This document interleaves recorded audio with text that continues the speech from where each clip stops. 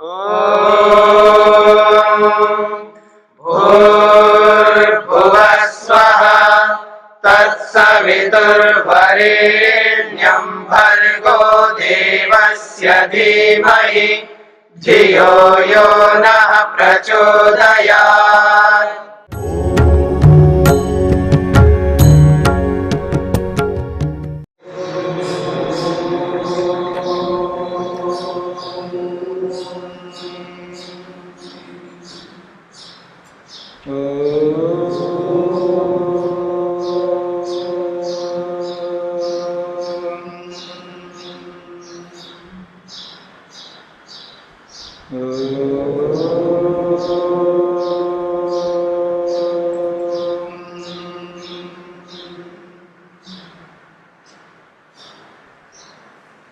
सांख्य कारिका का 7वां दिन, पृष्ठ संख्या 147, कारिका संख्या है 53।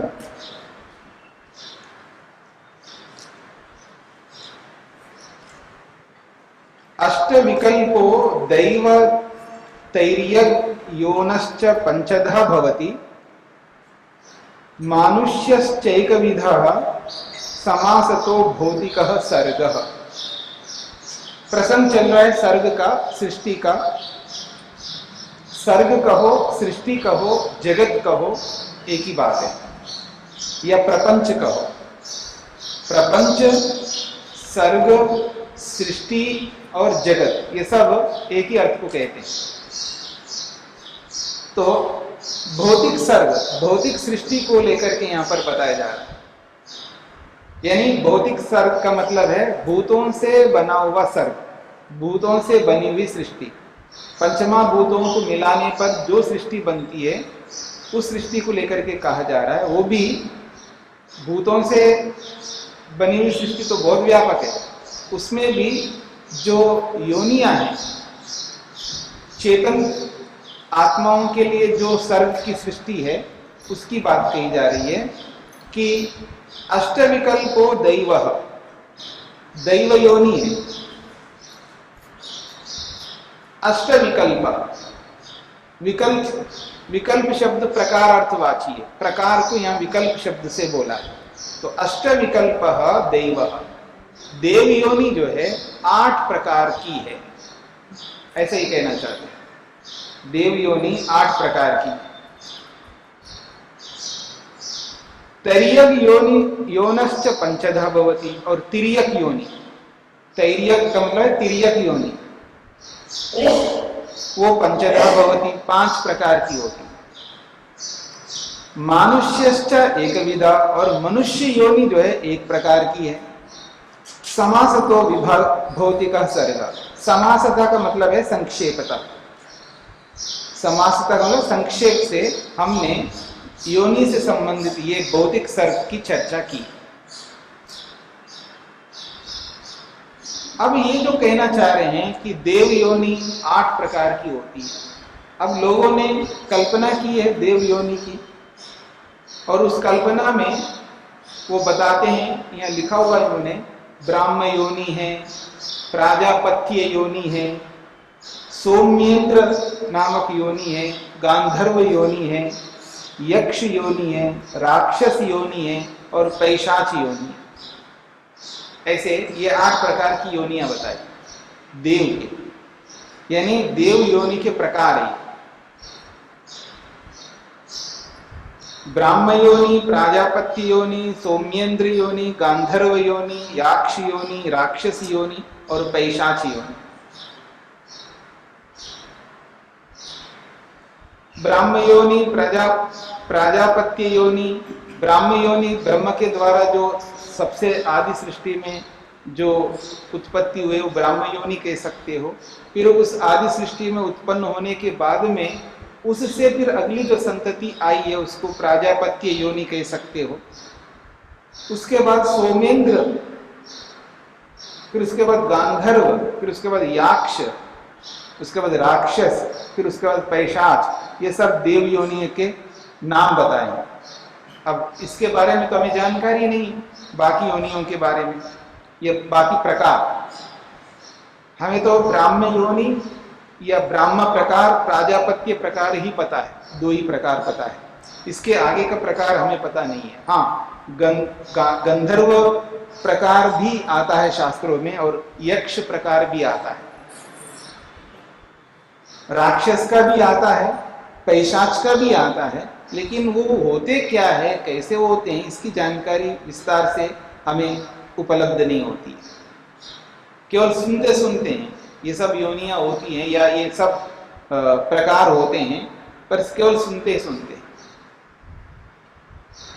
यक्ष योनि होती है, गंधर्व योनि होती है, ये सुनते हैं क्योंकि इतिहास हमारे पास उपलब्ध नहीं है, अभी बताने वाले हमारे सामने कोई है ही नहीं, बस केवल नाम नाम सुनते हैं हम लोग, क्योंकि वो परंपरा जब तक हमारे सामने नहीं आती है ना, तब तक हमें बोध नहीं होता है। जो भी परंपरा आज उपलब्ध है, इसी को हम जीवित नहीं रख पा रहे। जो परंपरा आज उपलब्ध है उसी को हम जीवित नहीं रख पा रहे, और जो परंपरा उपलब्ध ही नहीं होती है उसको जानना बड़ा मुश्किल होता है।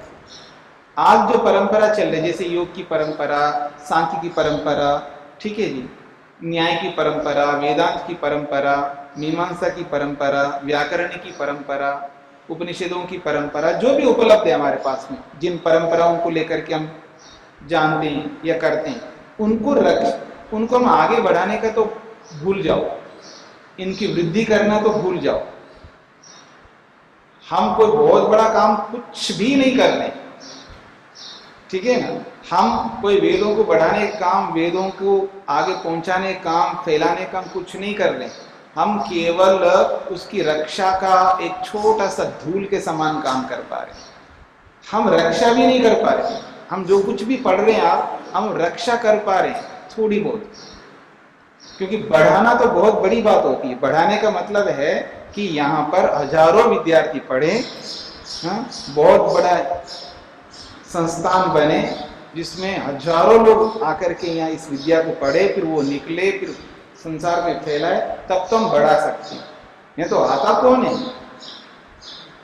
और बेचता कौन है, और जो भी आता है वो टिकता कितना है, ठीक है ना, बहुत बड़ी समस्या है। तो इस विद्या की रक्षा करने में भी हम सक्षम नहीं हो पा रहे। आपको कहा जाता है आप यहीं रहो, पढ़ो, कहीं जाना नहीं, फिर देखना, ठीक है ना। ब्रह्मचारियों को कहो कि आप आगे ना पूरा पढ़े बिना जाओ नहीं, फिर देखना।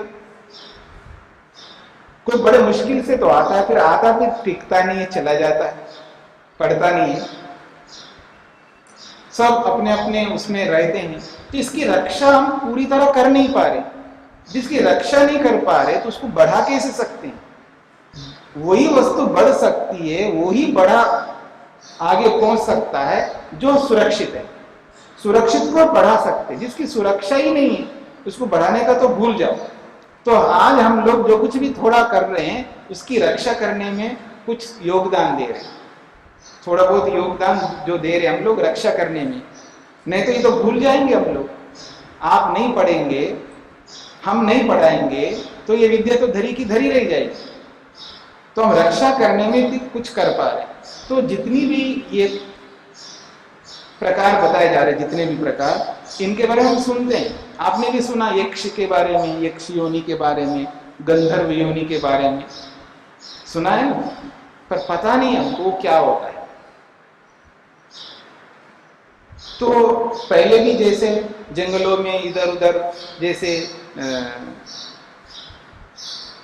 एक प्रकार होते थे ना, जैसे रामायण काल में वाल्मीकि, सुग्रीव, ये सब कहाँ रहते थे? जंगलों में रहते, पर्वतीय राजा होते, ठीक है ना, पर्वतीय राजा होते, वो भी एक प्रकार है। और आजकल जो थोड़ा बहुत मिलता भील है, जैसे भील है, लंबाड़ी है, एक प्रकार है, ठीक है ना, एक प्रकार है, थोड़ा बहुत मिल जाता है। बाकी बहुत सारे प्रकार लुप्त हो गए और उस समय के ये सब प्रकार बताए जा रहे हैं।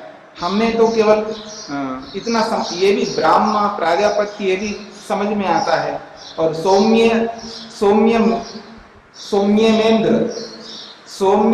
महेंद्रम, ऐसा योनि बताया इन्होंने, यह प्रकार बताया।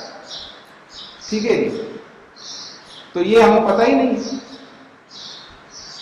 गांधर्व के बारे में सुनते हैं, गंधर्व योनि होती है, यक्ष योनि होती है, राक्षस योनि होती है, पिशाच योनि होती है, बस केवल सुना सुना है, शब्दों को हम जानते हैं, उसका क्या प्रकार होता है, कैसे रहते हैं, क्या होता है, पता नहीं है। फिर कहा तिर्यक योनश्च पंचदा भवति। तिर्यक योनि जो है 5 प्रकार की होती है। एक तो पशु योनि है तिर्यक में, और एक मृग योनि है, जो मांसाहारी होते हैं ना, वो मृग योनि कहलाता है। पशु योनि जो है ये अक्सर हम पालतू रखते हैं, यानी उनका पालन पोषण करते हैं पशु योनि में, जैसे गाय है, भैंस है, बकरी है ये। और मृग योनि वो होती है जिसको वो पालते नहीं है बल्कि उसको मारते हैं, जैसे शेर है, बाघ है, ठीक है ना, और जो भी जंगली पशु जो होते हैं उसको मृग कहते हैं, क्योंकि वो नगर में आकर के, गांव में आकर के आतंक मचाते हैं, फसलों को नष्ट करते हैं और लोग खा जाते हैं, हानि पहुंचाते हैं। इसलिए उस समय राजा लोग शिकार करते थे, जाकर के उनको उसका संहार करते थे। समझ रहे मेरी बात? शेर को, बाघ को, उसको मारते थे, जो बहुत खूंखार, जो नगरों में आकर के, गांव में आकर के आतंक फैलाते हैं, यानी दुख उत्पन्न करते हैं, नष्ट करते हैं फसलों को, लोगों को मार खा जाते हैं। तो उनको रोकने के लिए राजा लोग जाकर के शिकार करते हैं, तो वो मृग योनि कहलाता है। और पक्षी योनि, और चौथा है सरीसृप। सरीसृप का मतलब जो रेंग करके जाने वाले, सांप है, बिच्छू है, और ये आपका गोहा है, ये सब गोधा जिसको आप बोलते हैं। और 5वां है स्थावर योनि। स्थावर का मतलब एक ही जगह खड़े रहना है जिनको, वृक्ष, वनस्पति आदि। तो ये 5 प्रकार की योनि तिर्यक योनि कहलाती है। मानुष्यश्च एकविधा, और मनुष्य योनि तो एक ही। समासतः ये संक्षेप से इस भौतिक सर्ग के बारे में हमने आपको बता दिया, ऐसा ये कहना चाहते हैं। चलिए आगे। अब कहते हैं ऊर्ध्वम सत्व विशाला तमो विशालाश्च मूलतः सर्ग, मध्ये रजो विशालो ब्रह्मादि स्तंभ पर्यंत। बहुत बड़ी बात कही जा रही है। ऊर्ध्वम सत्व विशाला, विशाल शब्द जो है बहुल अर्थ को कहता है। सत्व विशाल मतलब सत्व बहुल। जो सत्व बहुल लोग होते हैं, जिनका सत्वगुण प्रधानता से रहता है जिनके शरीरों में, जो सात्विक लोग होते हैं, सत्व बहुला का मतलब है जो सात्विक लोग होते हैं, जो सत्वगुण में ही रहते हैं, जो श्रेष्ठता में जीते हैं, जिनका आचरण श्रेष्ठ होता है, जिनका आचार श्रेष्ठ होता है, जिनका विहार भी श्रेष्ठ होता है, जिनका आवागमन भी श्रेष्ठ होता है, जिनका आचरण भी श्रेष्ठ होता है, वो अपने आप में भी सत्वता से युक्त होकर के जीते हैं, श्रेष्ठ बन करके रहते हैं, हमेशा उनका आदर रहता है। वो है सत्व विशाल कहलाते हैं, यानी सत्व बहुल लोग कहलाते हैं। वो कहाँ जाते हैं? तो कहते ऊर्ध्वम, ऊर्ध्वम गच्छन्ति, वो तो ऊपर की ओर जाते हैं। ऊर्ध्व का मतलब है कि ऊपर कोई ऐसा जगह, कोई ऐसा स्थान ऐसा नहीं है। ऊर्ध्वम का मतलब है वो मुक्ति की ओर बढ़ते हैं, वो मोक्ष के लिए हो जाते हैं, ऊर्ध्वगमन करते हैं, यानी मोक्ष की ओर बढ़ते हैं, वो श्रेय मार्ग पर चलते हैं, वो स्वर्ग की ओर जाते हैं, मुक्ति की ओर जाते हैं। ये ऊर्ध्वगमन है उनका। फिर कहा तमो विशालाश्च मूलतः सर्ग, और जो तमो विशाल है यानी तमोगुण बहुल लोग हैं, जो तमोगुण में रहते हैं, वो मूलतः वो अधोगति को, मूलतः का मतलब है अधोगति को प्राप्त होते हैं। वो ऊपर की ओर जाते तो नीचे की ओर जाते हैं, तो नीचे की ओर जाने का मतलब है अधोगति को प्राप्त करते हैं, निम्न स्तर को प्राप्त होते हैं, न पतन की ओर जाते हैं, नरक की ओर जाते हैं। वो स्वर्ग की ओर जाते तो ये नरक की ओर जाते, यानी उनके जीवन में दुख ज्यादा रहेगा। जो सत्वगुण लोग हैं जो सत्वगुण से युक्त रहते हैं उनके जीवन में सुख ज्यादा रहता है, और जो तमोगुण लोग हैं उनके जीवन में दुख ज्यादा रहता है।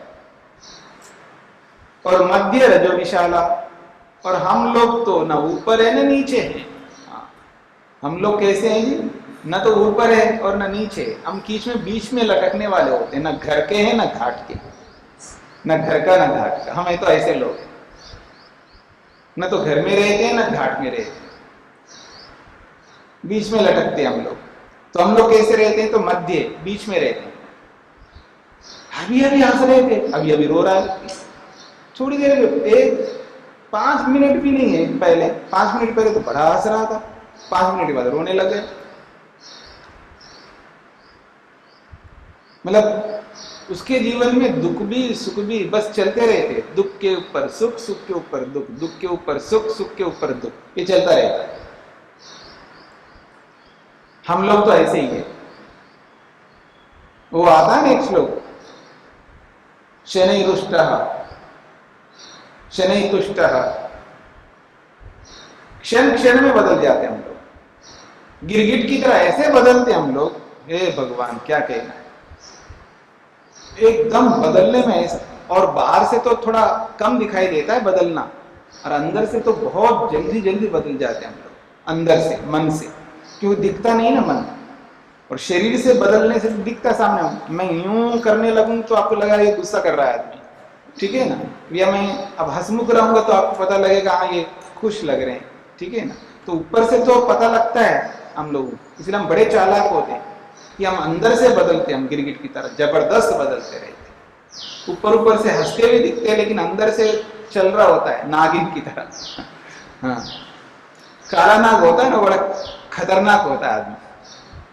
काला नाग होता है ना, वो बहुत खतरनाक होता है। एक हमारे मित्र थे क्या, अभी भी है। वो एक बात कहा करते थे, आप जिसको देख रहे हो ना बड़ा खुश दिख रहे हैं आपको, आपसे जब बात करते हैं ना बड़े प्रेम से बात कर रहे हैं ऐसा लग रहा है, और आपसे जब बोलते हैं तो बड़ी मीठी भाषा में बोल रहा है ऐसा लगता है, लेकिन समझो ये काला नाग है। हाँ, ऐसा हमारे मित्र कहा करते थे। वो मित्र आज भी है। ठीक है ना। तो वो ऐसा मेरे को बोल देते हैं ये काला नाग है। मतलब कैसे? नहीं दिखता है आपको, ये अंदर से है, उन्हीं का देन है। मैं यहां पर हूं आज। जो मेरे मित्र हैं वो मेरे आध्यात्मिक प्रेरक है, ठीक है ना, उन्हीं का देन है मैं यहां पर बैठा हूं आपके सामने। वो ये बात कहा करते थे उस समय जब मैं विद्यार्थी काल में थे, वो भी विद्यार्थी थे, साथी थे। तो कहने का मतलब है आदमी ऊपर से तो कुछ और दिखता है, अंदर बहुत कुछ दिखता है। तो ये जो बदलाव है हमारा अंदर का, गिरगिट की तरह बदलना, बहुत हानिकारक है। ये योग को, केवल मात्र योग को जीवन में धारण न करने का परिणाम है, और कुछ नहीं। और जो व्यक्ति योग को जीवन में धारण करता है ना, वो अपने आप को समझने लगता है, क्योंकि उसको खतरे की घंटी दिखती है। मतलब अगर ऐसा मैं अंदर से करूंगा तो भगवान छोड़ेगा नहीं मेरे को, इसलिए उसको अपने आप बदलना पड़ता है अंदर से। कोई कहे ना कहे, क्योंकि उसने योग को पकड़ लिया है। योग रूपी दीपक को जिसने पकड़ लिया है, ठीक है ना, योग रूपी दीपक को जिसने पकड़ लिया है वो दीपक के प्रकाश में रहता है। देर सवेरे वो प्रकाश में रहेगा, क्योंकि उसने योग रूपी दीपक को पकड़ रखा है।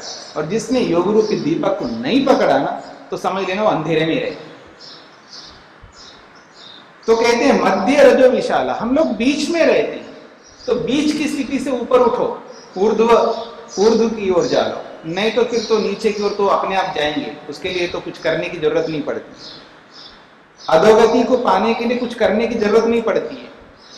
हाँ जी, बहुत ऊंचे बिल्डिंग के ऊपर बिल्कुल छत के ऊपर जाके खड़े होते हैं हम सब जाकर के। हमें कुछ करना नहीं है, किनारे पे आकर के थोड़ा लुढ़कना है। मेरी बात समझ रही ना? अपने कुछ नहीं करना, किनारे पे आके थोड़ा लुढ़कना है, बस अपने आप नीचे आएंगे। नीचे जाने के लिए मेहनत नहीं करना पड़ता, लेकिन नीचे से ऊपर जाने के लिए कितना मेहनत करना पड़ता। मानो एक उदाहरण देता हूं, हम सब चलते हैं बुर्ज खलीफा पे, ठीक है ना, बुर्ज खलीफा पे दुबई में। वो कितने ऊंचा, ठीक है ना, कितने माले का है? 180 माले का है, ठीक है ना। अब लिफ्ट हो गए खराब, मान करके चलते हैं, और सीढ़ियों से चलना है, फिर देखो कितना मुसीबत है। आज आप एक माला के ऊपर फर्स्ट फ्लोर में जाने के लिए तैयार नहीं, तो क्या करें साहब, घुटनों में दर्द है, घुटने काम नहीं करते हैं, मतलब घुटने काम नहीं करते हैं। आदमी को एक फ्लोर में जाने के लिए घुटने काम नहीं करते हैं, जहां 160, 150, 180 या 100 माला या 50 माले पर चढ़ना वो सीढ़ियों से, फिर देखना कितना मेहनत लगता है। और ऊपर से नीचे आना हो तो कोई मेहनत थोड़ा लगता है, बस लुढ़कना है एक बार, बस इतना ही काम करना है, किनारे पे जाना है, लुढ़कना है, अपने आप नीचे आ जाएंगे। तो अधोगति को प्राप्त करने के लिए मेहनत नहीं करना पड़ता है, मेहनत तो ऊर्ध्वगति को प्राप्त करने के लिए, ऊपर जाने के लिए मेहनत करना पड़ता है। तो ये यही कहना चाहते हैं, हमें ये चाहिए, हमें मेहनत करना है, पुरुषार्थ करना है। हमने सांख्य को पूरा पढ़ लिया, ऊर्ध्वगमन कैसे होता है हमें सबको पता है, और अधोगति कैसे होती है ये भी पता है। तो अब ये देखना है हमको ऊर्ध्वगमन के लिए मेहनत करना है या अधोगमन के लिए। अधोगमन के लिए तो मेहनत करने की जरूरत नहीं है, अथवा बीच में रहना, क्योंकि बीच में रहना बड़ा नुकसानदायी, याद रखना, बहुत नुकसानदायक। जैसे आदमी परेशान होता है ना तो मरता है ना जीता है ढंग से, न मरता है और ना ढंग से जीता है, बहुत परेशान हो रहा बेचारा, तो कहे भगवान मेरे को ले जाओ। भगवान ऐसे कैसे ले जाएगा? आपके कहने से अगर यूं ले जाने लग जाए फिर तो हर आदमी दुखी होकर के कह जाएगा, और हर आदमी को दुखी होकर के कहते ही तुरंत ले जाए भगवान, तो मुश्किल हो जाएगा। तो भगवान ऐसे नहीं ले जाता है। और जो लोग कहते हैं इच्छा मृत्यु, भाई मैं अपनी इच्छा से मरना चाहता हूं, भाई बहुत दुख भोग रहा हूं, भोगो, भोगना ही चाहिए, भोगो, पूरा भोगो, भोग करके आराम से जाओ, ताकि वो जितना भोगोगे उतना ही वैराग्य होगा, उतना ही आंखें खोलेंगी, आंखें खुलेंगी, बिल्कुल आंखें खुल जाएंगी, क्योंकि मेरे को इतना दुख जो मिल रहा है, कोई ना तो कोई कारण होगा ना जो मैंने किया होगा, तो उसको पूरा भोगना चाहिए। तो इसलिए बीच में नहीं रहना, बीच में तो बहुत दुखदायी है, या तो ऊपर रहो, नीचे तो अपने आप हो जाएंगे। इसलिए हमें मेहनत करना ऊपर के लिए, तो ऊर्ध्वगमन के लिए मेहनत करना है। तो कहते हैं ब्रह्मादि स्तंभ पर्यंत, जो ब्राह्म्य जो अभी पीछे बताए ना, ब्रह्मा योनि, ब्रह्मा से प्रारंभ करके और स्तंभ पर्यंत, स्तंभ कहते हैं तिर्यक योनि, स्थावर योनि। तो ब्रह्मा से लेकर स्थावर पर्यंत जो योनियां बताई हैं, उन योनियों में ये स्थिति है कि उनमें केवल एक मनुष्य योनि एक ऐसी है, ये तो ऊपर की ओर मेहनत करता है, नहीं करता तो बीच में लटका रहता है, और ज्यादा पाप करता है तो नीचे ही नीचे चला जाए। ठीक है जी। तत्र जरा मरण कृतम दुखम प्राप्नोति चेतनः पुरुषः। तत्र इन योनियों में वो क्या करता है? अभी ये जो योनियां बताई ना, देव योनि 8 प्रकार की है, ठीक है ना, मनुष्य योनि 1 प्रकार की है, तिर्यक योनि 5 प्रकार की है। इन सभी योनियों में आत्मा तो रहेगा ही रहेगा, चाहे वो देव योनि को प्राप्त करे या मनुष्य योनि को प्राप्त करे या तिर्यक योनि को प्राप्त करे, किसी भी योनि को प्राप्त करे। तत्र वहां क्या होता है, उसको कहते हैं जरा मरण कृतम दुखम प्राप्नोति। बुढ़ापा तो आएगी, जरा को तो प्राप्त होना ही होना है। शरीर धारण किया है, चाहे वो वृक्ष के रूप में हो, चाहे पशु के रूप में हो, चाहे पक्षी के रूप में हो, चाहे सरीसृप के रूप में हो, चाहे मनुष्य के रूप में, तो जरा तो आएगी आएगी, बुढ़ापा तो आएगी, उसको रोक नहीं सकते आप, और मृत्यु मरण भी आएगा। तो बुढ़ापे का, मृत्यु का जो दुख है, उस दुख को प्राप्त होता है कौन? चेतन पुरुष, चेतन पुरुष। लिंगस्य अविनिवृत्ते है तस्मात् दुखम स्वभावेन। वो कहते हैं तस्मात्, क्योंकि लिंगस्य अविनिवृत्ते, जब तक लिंग निवृत्त नहीं होता है, जब तक लिंग शरीर बना रहता है, तब तक स्वभावेन दुखम, स्वभाव से, स्वभावेन स्व का मतलब है संपत्ति। ये जो संपत्ति हमारे साथ जुड़ी हुई है उसके रहने मात्र से हमको दुख तो भोगना ही पड़ेगा। जब तक स्व का अस्तित्व रहेगा हमारे के साथ में, जब तक संपत्ति के साथ हम जुड़े रहेंगे तब तक दुख तो भोगना ही पड़ेगा। शरीर भी संपत्ति है, इंद्रियां भी संपत्तियां हैं, और मन भी संपत्ति है, बुद्धि अहंकार सब संपत्ति हमारे, ये सब स्व है हमारा। तो स्व भावेना, इस स्व की उपस्थिति के कारण से, स्व के साथ जुड़े हुए होने के कारण से दुख को प्राप्त करना पड़ता है। स्पष्ट हो गया जी? तो जब तक लिंग शरीर बना रहेगा, जब तक हम शरीर के साथ जुड़े रहेंगे, चाहे वो स्थूल शरीर हो, चाहे लिंग शरीर हो, चाहे वो कारण शरीर हो, तब तक हमें दुख भोगना ही पड़ेगा, इससे छुटकारा नहीं।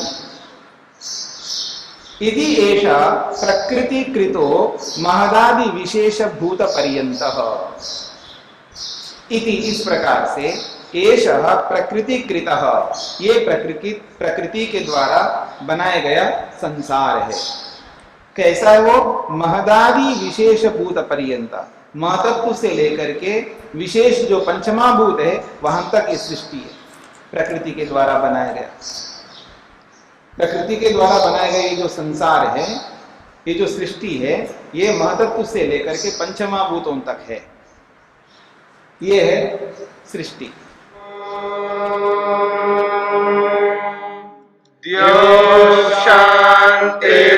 शांतिरंतरिक्षं शांतिर्पृथिवी शांतिरापः शांतिरोषधयः शांतिः वनस्पतयः शांतिर्विश्वे देवाः शांतिर्ब्रह्म शांति सर्वं शांति शांतिरेव शांति क्षमा शांतिरेधि।